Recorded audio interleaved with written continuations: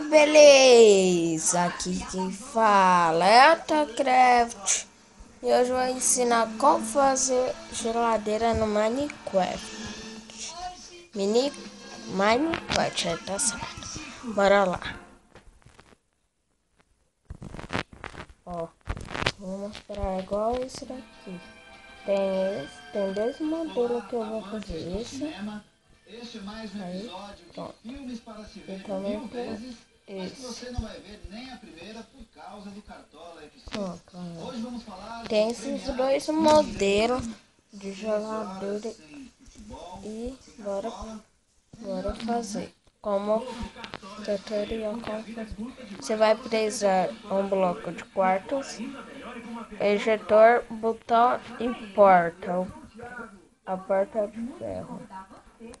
Ó, vou fazer a primeira que é assim, coloca um bloco aqui, aí vai lá, coloca ejetor, bloco de quartos em cima, pronto, aí coloca um botão aqui, para colocar a porta você vai subir aqui em cima, vai para baixo e colocar, pronto, o primeiro tá feito, aí você pega o frango, aí coloca aqui, né?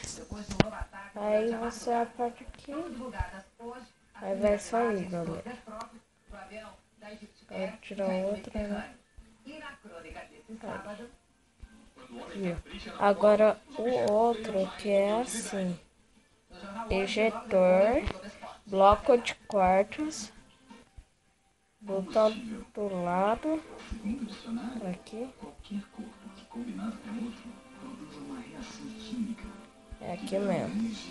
Aí sobe lá em cima, galera, e coloca a porta. Ops.